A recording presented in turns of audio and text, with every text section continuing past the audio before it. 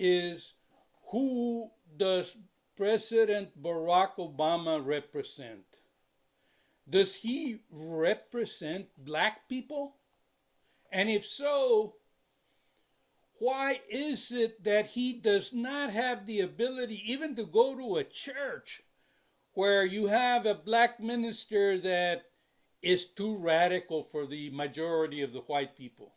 Because that is what happened with that right preacher. Remember that when Barack Obama first got elected, there was this controversy as to this preacher named White, who was too radical for the majority of the American people. And of late, there's been repeated, perhaps only by implication, made assertions that if Barack Obama, as the President of the United States, somehow advocates a position on behalf of black people, he's going against the rest of you. He's going against the white Americans. So what use has it been? What use is it for you to put a black president up there? By the same token, what use will it ever be for you to put a person that looks like me up there and say, oh, now we have the first Hispanic president? What good is it going to be if that person that gets up there that you Americans can say, oh, look, we can say that now we have somebody that approximates, at least in appearance or something. Somehow you can associate it with my people and say, oh, okay, now we can say that they've been represented, that they've elected representatives of their people, so that those people cannot argue that we left them out. What is it that's happening? And if you have any doubts about it happening, listen to the following short excerpts about the way President Obama is viewed now.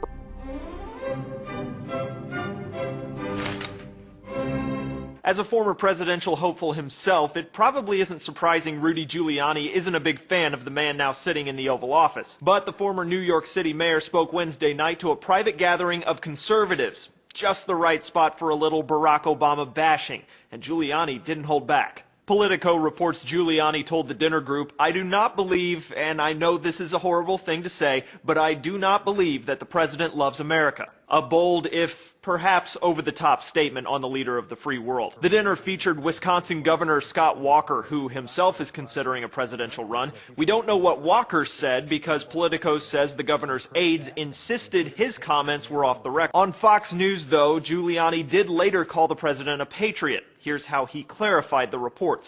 I do hear him criticize America much more often than other American presidents. It sounds like he's more of a critic than he is a supporter. It's criticism other former opponents have hurled at the president, too. The President of the United States, let's just be very clear, he doesn't believe America is exceptional. For Newsy, I'm Cliff Judy. I need to repeatedly, at least to myself, justify why I am doing what I am doing. I have received hate mail, for lack of a better definition. Mail that says, we don't like what you're saying.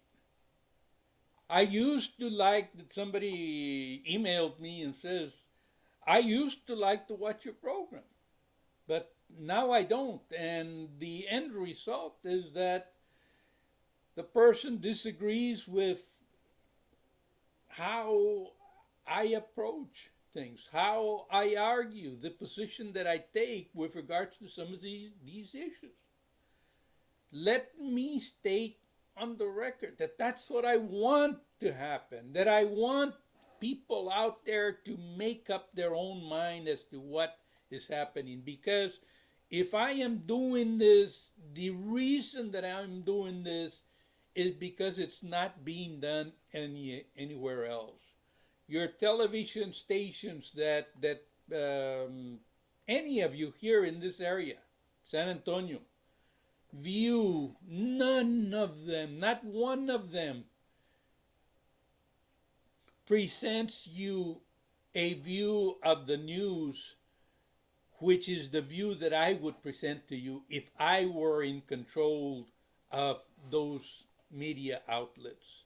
None of the newspapers, locally or none of the national newspapers, no media would present you this perspective that I try to present you. Why?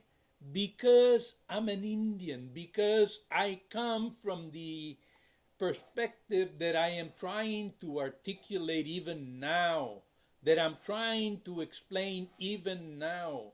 And that perspective comes after having approached your courts, after having sought all other avenues to approach your executive branch of government or the other branches of government, again, including the courts. They are not open, they are not receptive. Please understand that. I don't care if you take issue with it and you say, hey, look, the Indian never deserved representation because the Indian was never competent, was never qualified. Well, then say that. Have your government say that. Have your government come forward and on your behalf, on behalf of the American people, say, admit, express, look, the Indian was never competent. He needs to, in order to be competent to participate in American government, needs to get away, needs to openly reject, throw out, dismiss, get lost, get away from anything that has to do with the Indian culture and so forth and so on. We might allow, we Americans, we might allow some of you to do your fancy dancing or something, but only so long as we can tell you where, when, and how. Only so long as you don't go trying to tell us that you are and you always were a separate and distinct people who were entitled to the same rights that we that came from Europe are entitled to. That is essentially what has happened here historically. And that is what's happening even now in this situation where you have a black president who cannot function as if he were indeed black and representative of the millions of black people here in this society. If that is the case and you know better or as well as I do what is happening in your society, in the United States, what is happening with regards to the presidency of Barack Obama. So if Barack Obama cannot satisfy the need to represent black people, when, if ever, are you going to be able to achieve the representation of the Indian people? Even today, you have Indian people on reservations. I don't care about those Indians that write to me and say, look, you're too radical, you're too far off, you demand too much. Yes, to the extent that you understand my demand is simple, straightforward.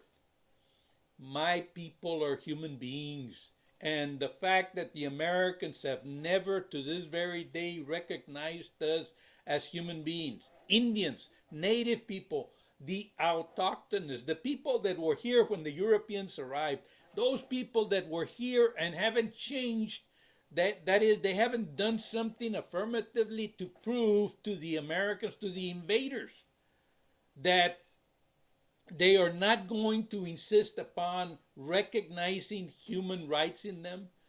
They're not going to insist that those invaders come and for the first time ever recognize and acknowledge them to be imbued with human rights.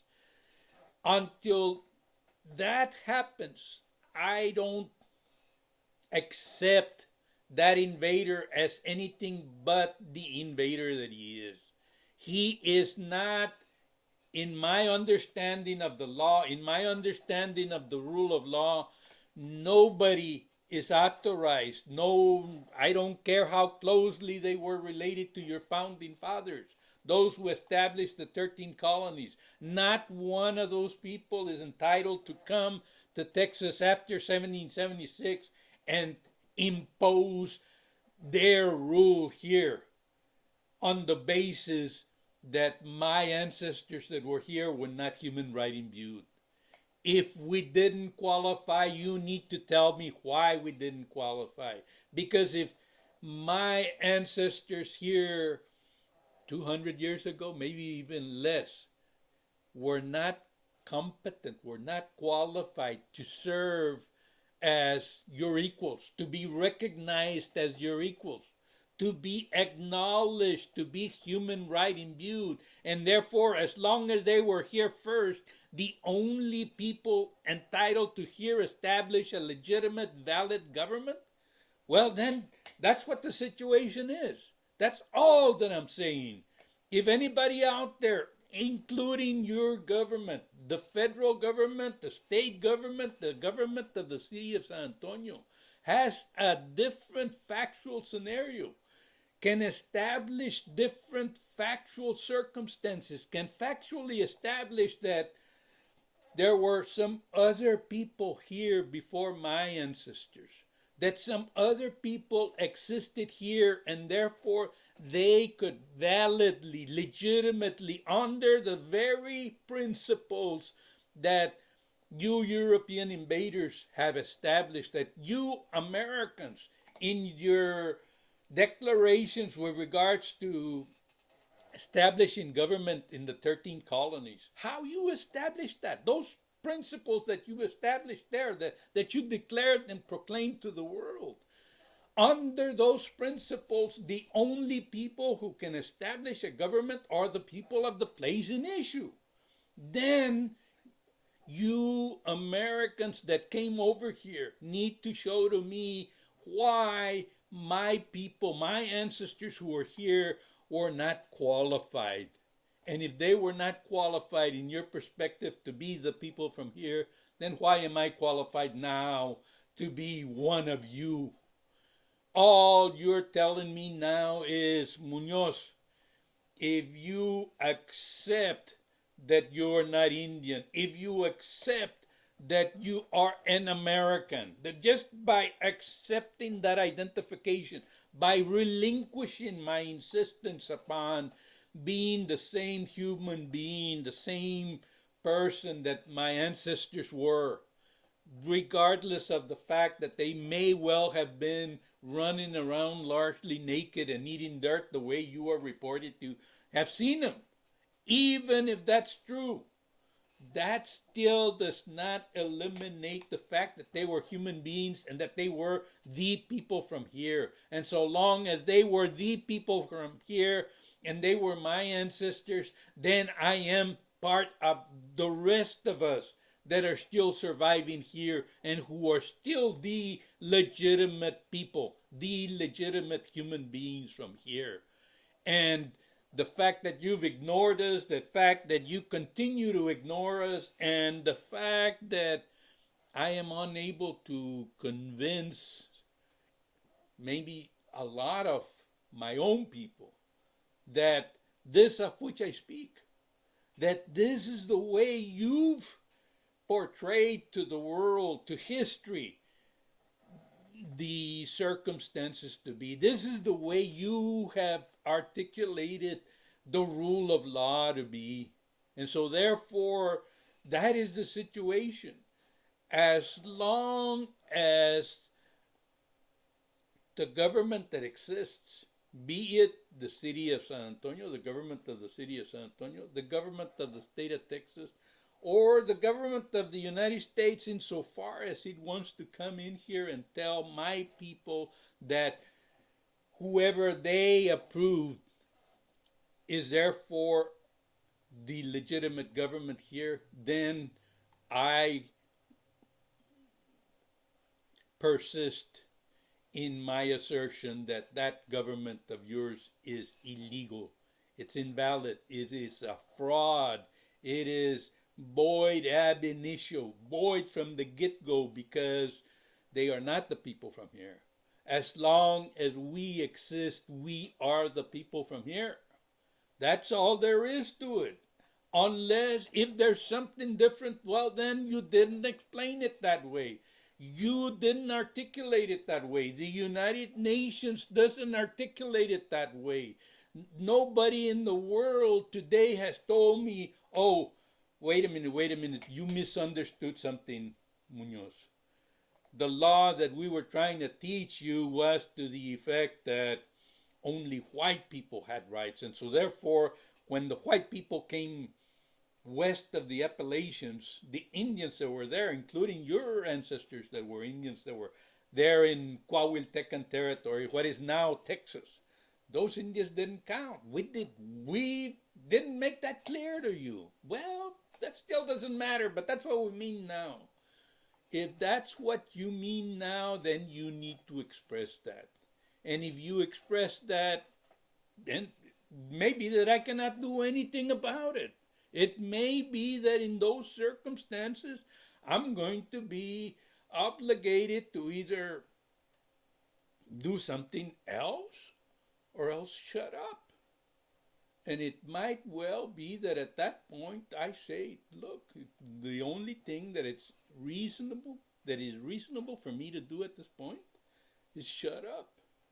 I'm going to stop criticizing. I'm going to stop making these programs. I'm going to stop trying to put together the other avenues of disseminating this information that I have. But that is a hugely different, entirely separate and distinct situation from what we exist in. From what we exist in right now, what exists around me here in San Antonio today is that you Americans presume that you're legitimate. And you presume that you're legitimate because you understand that before I can persuade any of my people to go along with me, to say, look, Munoz is correct. The Americans are not the people from here. And the only thing that they have ever done historically is work upon exterminating us, work upon eliminating us, whether physically, destroying us, killing us, pushing us out of the way, removing us from the place where we were for centuries, or else brainwashing us, coercing us into saying there are no Indians anymore. The people that exist here are Hispanics. They're Hispanics because we consider them all immigrants. Because when the immigrants came over, their blood, this is just an effort to force everybody to understand what the issues are.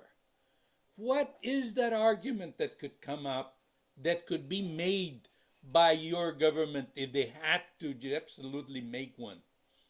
Could they say, look, we that came from Europe came over here with God that was sanctified by the Roman Catholic Pope, and he made us better than the people from here. And so it doesn't matter what you were at that point, Munoz, what your ancestors were. It is just our conviction that they were not human beings. Unless and until they accept, it's sort of like an acceptance of Christianity. But these people have to accept, my people have to accept that whatever it was that my actual ancestors here 5, 6, 7 generations ago, they, whatever else they were not human beings with human rights, so that the European that came over here and in the process of coming over here and taking over articulated the world that we exist in to recognize his human rights, her human rights, that female invader's human rights, the rights of those gay and lesbian invaders. They were still invaders and they are still invaders, even though they be gay or straight or female or whatever, because they are not Indians. The only difference between the Indian and those people is that those people have asserted their rights. They've acknowledged, they've understood what it was that the European was doing when he came. When the Europeans came, those who got land, those who acquired land said, hey, we're white and we have land, and so we're the equals of King George. And then as time went by, that those people who were equal, who considered themselves the equal of King George, expanded to where it started to encompass females, eventually blacks, to the extent that the Europeans accepted them, and then gays and lesbians. But it has never recognized the Indian people as equal to those others. The Indian is still not equal to the white that first came over that purchased land, nor to the women that came from Europe, nor to the gays and lesbians that came from Europe.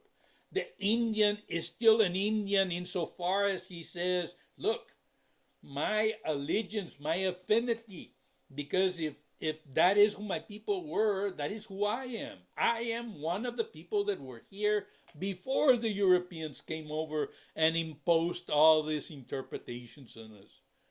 And so, in spite of their interpretations, I cannot change who I am. I am the descendant of my mother and my mother's mother, and that ancestry of mine, which the people that you Americans constitute a part of, has never acknowledged and recognized to be their equals, to be human right imbued. And so if that persists, then I have to continue trying in every way that I can to make this articulation that I am trying to make. I don't know that my articulation is improving. All I know is that I have to continue making it. It becomes ever more difficult all the time because people understand what's at stake more and more so every day.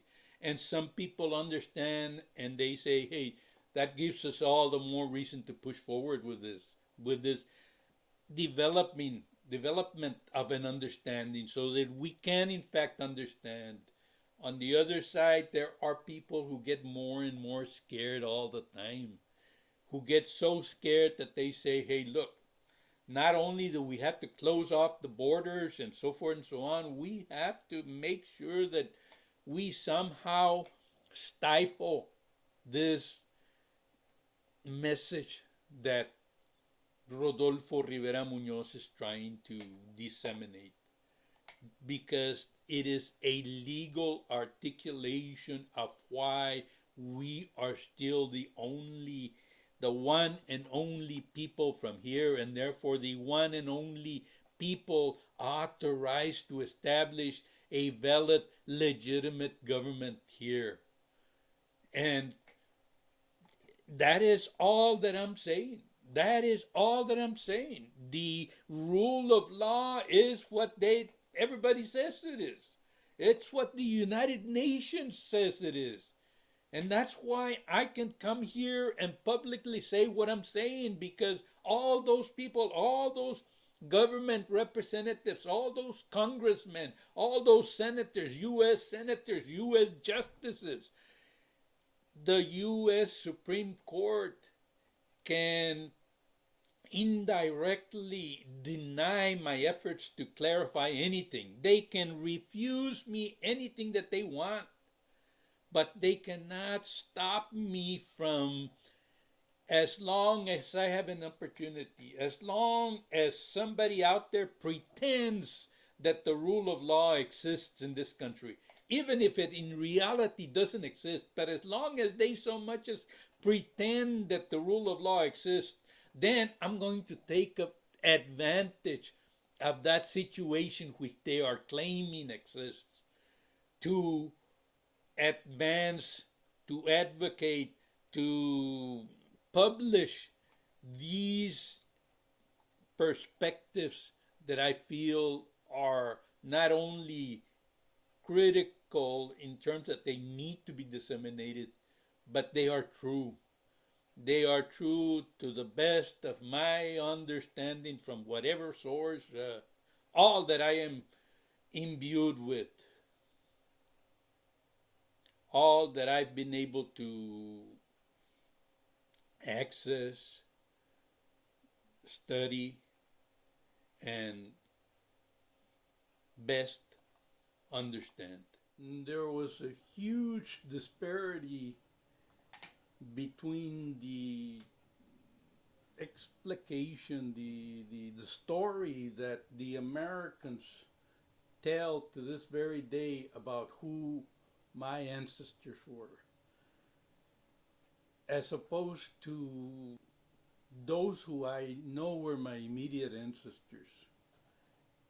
But at the same time, there was a lot of similarities. There was a lot of things there that made me try to understand, that continue to try to grapple with what it was that was taking place, what it was that the Americans were saying, and what it was that I was witnessing. I experienced, I knew my immediate ancestors, my uncles, during my lifetime when I was born, and I could learn from them what their immediate ancestors had been, what they had done, something about what they had done. Although, as I continue to explain, my people were always, my ancestors, my immediate ancestors were always in the dark. They were always unable to explain the world around them. Even to this very day, there are a lot of relatives of mine in Kingsville and elsewhere in Texas that still do not know much about how we came to be in the situation that we presently are in. My understanding as to what happened has a lot to do, or comes largely from participation in medicine meetings, what you Americans call peyote meetings. Medicine meetings is what our people, my people, have always called these. And it is at these meetings that I have gained the personal knowledge about who my people were. Because as the elders not only amongst our people, but amongst the other Native American nations, other Native American peoples that have now adopted the tradition of the medicine. And there are a lot of them throughout the world now.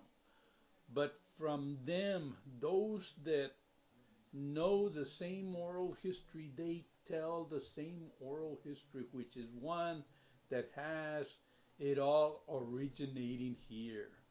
The medicine has at time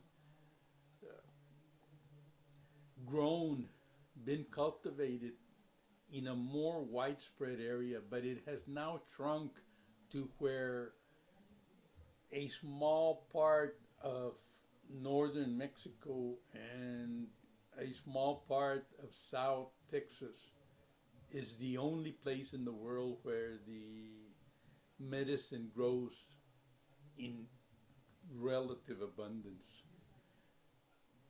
And so it makes sense that the history that has come about as a result of the meeting, the clash, many would say, the clash of civilizations that started to take place when Columbus arrived, that clash is coming to its fruition, to its conclusion here in this part of the world presently known as South Texas, where we are at.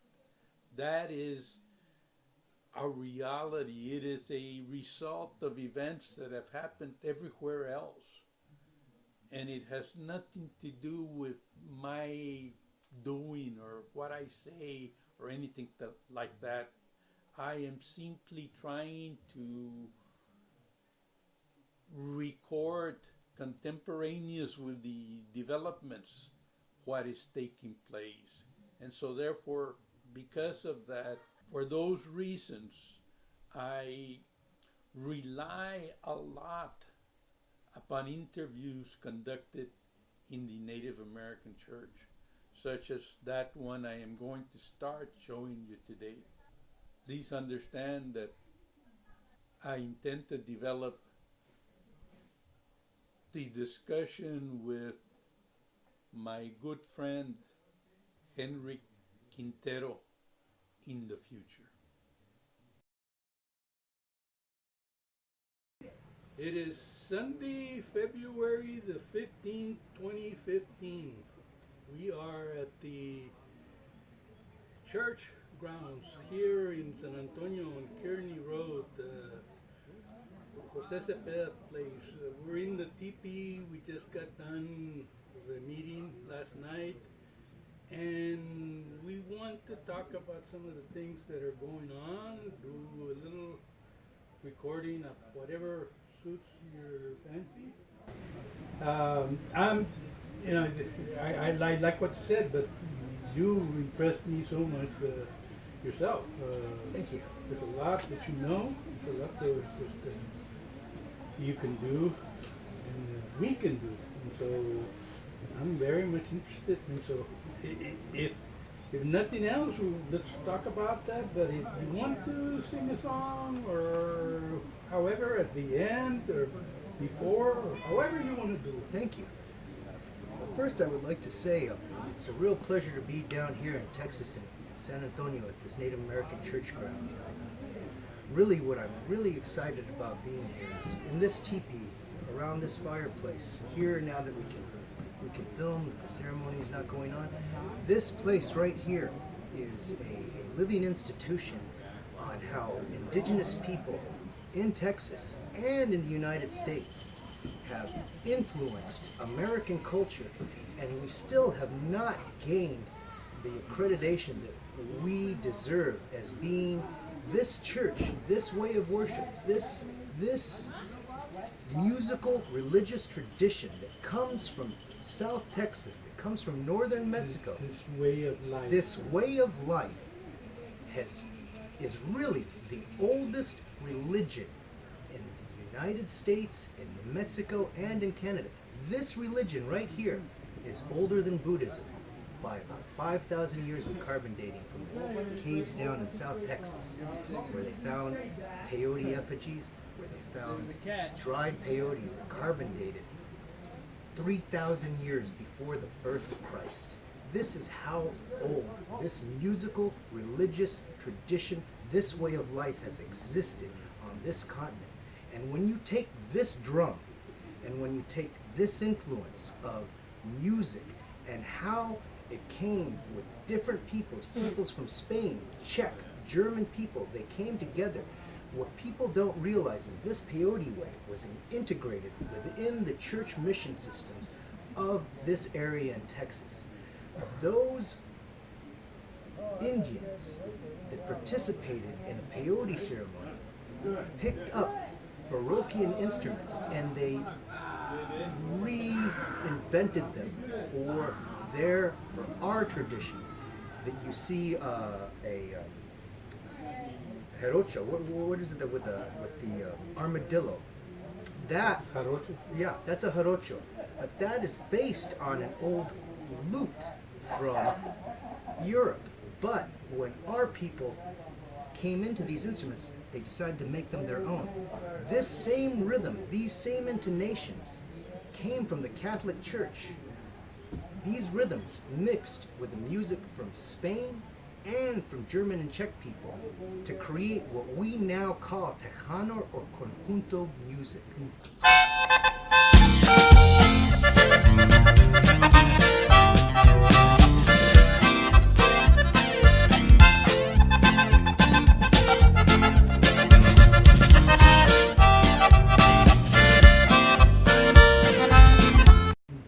And people don't recognize this. And when you look at it, and you look at the tradition of conjunto music, you can look at Doug Sham, the Sir Douglas Quintet, Flaco Jimenez. This is the tradition that is rooted in indigenous rhythms and indigenous sounds. And when you see this line that actually even goes into such American great artists as Muddy Waters, you take that into account, and you take that Bob Dylan and Woody Guthrie said that they learned everything they needed to learn about playing a guitar from listening to Muddy Waters. Muddy Waters did not come from the Louisiana area. He came from South Texas, and that type of guitar playing that he played is really connected with its rhythms and intonations with Texas rhythm and blues, Texas music that is based, once again, the very foundation on indigenous rhythm and indigenous instruments. And that is one of the main arteries of what we now love and enjoy and call American rock and roll. Let me ask you some questions, but before I do that, let me ask you to identify yourself. I'm Rodolfo Rivera Munoz, and the program that I'm likely to use this already knows, and whatever point it opens up, I'll put something on there indicating the way. I need to tell the public who you are. My name is Henry Quintero. I am of Mexican and Apache descent. My clans are Nashkale and Nakayani. I currently reside in South Austin and in Civicua, Arizona on my home reservation. And I also have a little place in Mexico. What's different from me from other Native American church people is that I, in my 20s, became so impassioned with knowing a few of these bits of history that I dedicated my life to getting a doctorate in studying peyote music and indigenous literature and how it has affected what we call Americana, and what our children and what the majority of American kids and Mexican kids and Canadian kids don't know is that indigenous people have such a hand in how we define ourselves as Americans, as a culture. And that very root, much of it is involved in our indigenous lifeways. Let me ask you a question about where you ultimately take this, because you tell me if I'm wrong, where I'm wrong, or whatever, but to me it sounds like, from the way you've been talking about it, it is something that's done, that's reached its epoch, that made its contribution and has nowhere else to go, or it's already concluded, it's finished. That would be a wonderful sentiment, and I think that's how the dominant culture would like us Indian people to think of ourselves. But then when you get into such accounts as contemporary rock and roll, look at Robbie Robertson and the band. Now there is an indigenous person from a northern tribe who picked up rhythm and blues, had a rich musical tradition and a rich career with people like Bob Dylan, who exposed many Americans. ¿Cómo te dices? Y sí. Henry, más particular lo de la iglesia. The thing about NAC, Native American Church, and the church here, the one that Jose and myself and some other people founded, is called the Lecupe Native American Church of the Americas. Yes, sir. Pero that, from everything that I know about, is an ongoing event. It's something that's happening. It is here. happening now. Yes. And one of the things that is most remarkable in our nation-state system now is that here in Texas, and actually across the entire United States, we have groups of Indian people that, from a nation point state status, and this is just completely paper and legalities, they are not being recognized as indigenous or native people. Now, this is not only happening in the United States, in places like California, in places like Texas, in places like New York, where people who have always been native people have just been dropped off the rolls conveniently by this government that finds it very convenient to forget that there were original people here with original rights and entitled to basic human rights. Would you agree that the legal system, the development of law by the Europeans ever since they arrived, has a lot, if not all, to do with that? Absolutely. And not just in the American legal system. Through my doctoral research of fieldwork, I have found the same absolute truths in the governments of Canada, which is of course based on more of a crown law, it's the Queen's Law, and then you have the same symptoms of predatorism, of genocide, of wiping people off the books of their identity, and just simply saying you're Mexican or you're Canadian or you're a U.S. citizen, and that's just not the way it is. Well, I can name specific tribes. I can say the Sinaic people on the Canadian-U.S. border were specifically labeled as extinct when there are tribal people who I know, like Bob Campbell, like Casals or Ernie Brooks. They are Sinaics, and they can prove it through DNA. Now, how can a nation-state government argue with its own science? Riddle me that. Okay, well, you and I were talking about this before we decided to come over and do some of the talking on camera. Yes, sir. To record it, if nothing else. But I was telling you that I'm a lawyer. I've practiced law in Texas for 30 years. Yeah. And about 20 years ago, I understood. Well, I always understood. I was born in Kingsville. Yes. I always understood that I was not an American. Because in Kingsville we used to call the Americans los Americanos. Sí. Y todo el tiempo sabíamos que nosotros no éramos los Americanos, ¿no? Because they always made sure that we knew it. But there was no doubt about it, que no éramos Americanos. So from there, I went out, went to California, eventually got licensed, came back, practiced law for 30 years here, and only now am I getting to understand what happened. And that is why I was talking to you, that I was explaining that we need to disclose, to publish, to present our people. Our people, by our people I mean federally recognized, non-federally recognized, anybody that says, you know, my ancestors were autochthonous. That's what I like to call our ancestors, autochthonous. It's like the medicine, como la medicina de aquí. You know, autochthonous means it's sprouted here. It's sprouted It came from here. Yes. So we're the autochthonous people, just like the way the medicine is autochthonous to this area of the world. Absolutely. And not only does it stop there, it continues with the dominant culture having a social reconditioning that's constantly in movement. They're constantly reinventing the story of how this country or Mexico or Canada came to be. And there's perfect examples where you cannot argue with straight facts. Here in the United States and in Mexico, Cinco de Mayo here, it's an excuse for a party. In Mexico, it's really only celebrated in the state of Puebla and a few other places. Why is that? Well, when you look into the history of Mexico, as well as the history of the United States and Canada, you see that there was this great upheaval right there. And what you don't understand, and what people don't understand, it was totally a vicious land grab from European royalty.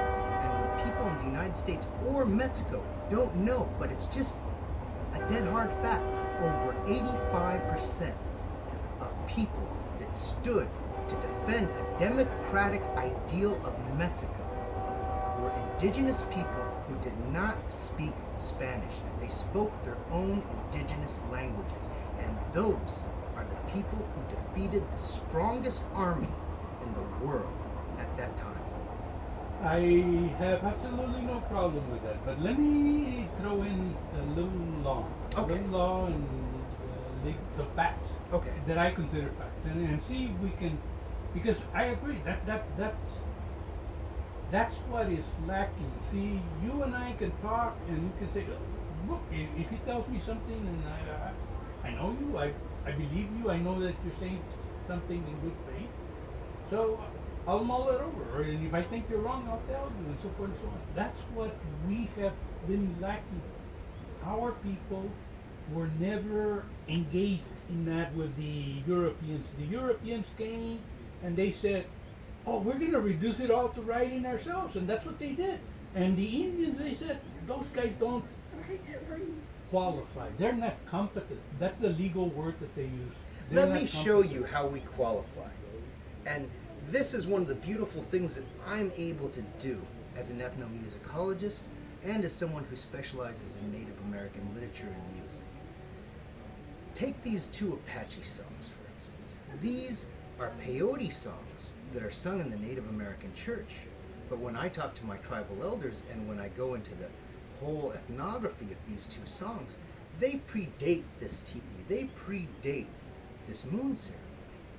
And they actually show how this moon came about. And one of these songs I'm about to sing to you right now. Let me interject. Yes. Are you by any chance talking about what the Spanish called the mitotes? That's Enrique Maestas got a doctorate or something in archaeology here. Yeah, he's down at Sol Ross, I He's think. in Yeah. Houston now. I Oh, think, he's in or Houston. Okay. somewhere over there. Yeah. But anyway, he wrote, and not only did he write, but I interviewed him and Lupe from El Paso. I forget Lupe's last name. But anyway, this is beautiful people that are familiar with our background, and they said something that's consistent with even the legal historical background. You know, Anthony Davis used to tell us that around the early 1900s, 1910, 1919, something like that, U.S. Congress was going to change the laws until they came to our people, to the Indians, and they said, okay, you guys want to continue doing peyote? All right. You have to make it civilized. You have to bring it inside, bring it into the teepee, sit down, and do your singing here. No longer those mitotes, that's what the Spanish used to call it. Those mitotes out there where you go crazy for 3 days and 4 nights in a row, and you're out there. Our people used to do that here in this part of the world. They used to do that with sticks and medicine and whatever they had. Water gourds, everything, yeah. They would do it for 3 or 4 days. Mm-hmm. So That's where these songs come from. So yes, Yeah. it could be. It could be. And this is the beauty of this song, is that you can tell that it predates the horse, the introduction of the horse. And it also tells you it actually signifies where the Apaches actually started to become Apaches. And once again, it has to do this with this medicine. And the song can be interpreted several different ways. But the way that I like to think of it is in Apache, yane means they're chewing. They're chewing. Yana huyawane yohana. They're chewing. They're chewing. They're chewing before us. And that's the opening song that you sing before you go into any of the other peyote songs, because what it's talking about is how we could see anything. And what we did is that we followed the buffalo. And through the buffalo, they made a clearing for us. And through that clearing, that's the second song. Neyo Azada, Hayawane Yohana. In the beginning, holy medicine, you came to us. So the first song goes like this, and it has another meaning too. We'll get into that later. Yana huyana yawane, yana huyana yawane, Yohana, yana huyana yawane, Yohana, yana huyana yawane, Yohana, yana huyana yawana, elele. That's the song to follow the buffalo. And then, because the buffalo cleared all the mesquite, because the buffalo cleared all the small trees, because the buffalo cleared all the small grass, then on the ground they saw this amazing herb, small medicine, and that's the second song. Neyo Asada, holy medicine in the beginning. Zada, this medicine, it came to us. Neyo Azada Yawane. Neozada Yawane Yohana, Neozada Yawane Yohana, Neozada Yawane Yohana, Neozada Yawana. That, those two songs right there are a clear ethnographic example. It is oral literature, and it is clearly before the Spanish came, those two songs. We have horse songs, but those are much later. Let me see if I, again, intertwine it with something else. Okay. You, eres Apache, ¿verdad? Sí. And your, the history that you're telling us, the history of the songs in particular and that, have to do with the Apache. Yes. Okay, so that it is necessary, is it not, to take into account the migration that we know about, that Absolutely. 40,000 And years. there's influxes, and especially in this part of Texas, it's such an amazing place for language, and it's still such an amazing place to find gems within those remnants of language. We have this wonderful park over here in San Antonio called the Yanawana Park.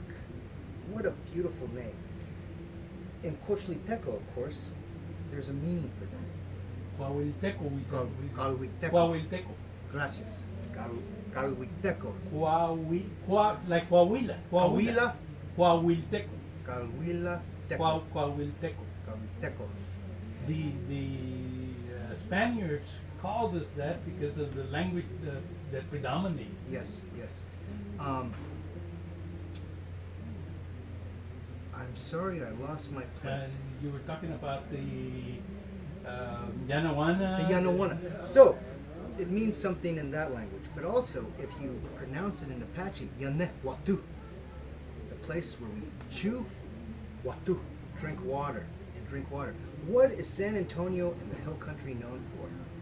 An abundance of deer and abundance of springs. Why would you not stop here and rest and drink water and eat as much meat as you could if you had just been down south picking the holy medicine for your people? This area here was also known in prehistory before the Spanish as a great place of peace.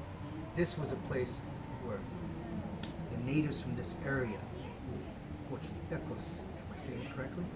Yeah, good enough. Good, thank you. Coahuilteco. Coahuiltecos, Lipans, Coyotero Apaches, other native peoples, Comanches, Kiowas from up north. They all shared this area, and this was a great place of peace, trading, and living a way of life. How is that way of life still represented today? Knowing in this ceremony that as busy as our world gets, the things that we need are heat, fire, light, water, medicine to make us good. All these things that we need, natural food, water, corn, natural meat, fruit. These are the basic essential things for a happy life.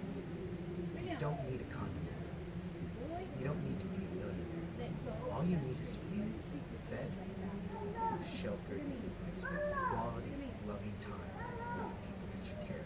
This is what this culture, this church represents.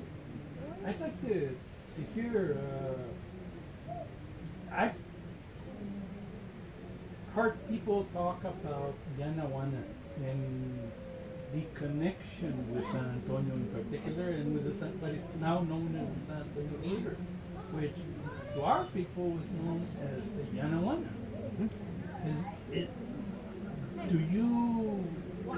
Can you tell us anything about whether or not that is represented any in the predominance of the name in the songs? I believe it does. I really do. And I believe that Yanawana has other meanings in other native languages. And because of what I mentioned before, of this being a great place of peace, a great place of trade, and a great place for human beings to come together and share what they most need. Yes, I believe that's true. Absolutely. Because one thing that we know that all languages do, and that is one of our most grievous situations now, to know a different language gives a human being the ability to differently describe the world around them. Now, with that being said, how important are native languages in this day and age when we have a pipeline coming in and we're choosing oil over drinking water? These are rhetorical questions that this generation, the elder generation, and the generations to come, we must address these kinds of deficiencies within our culture that we're forced to live in, because we don't want anyone to suffer.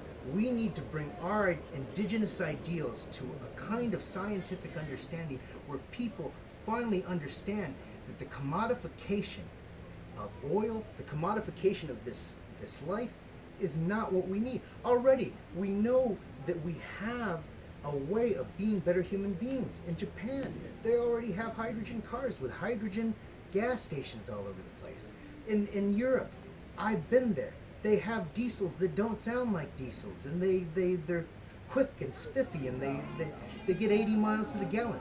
Why do we not have those choices here? And this goes back, once again, to not only indigenous people being objectified, but this sickness that the dominant cultures bring of commodifying our own lives. It's like a shrew. If you put it in a box, it'll eventually start eating itself if it doesn't have any bugs to eat. Henry, let me ask you to take a break. Let's take a break and let me see if I'm capturing you. Okay.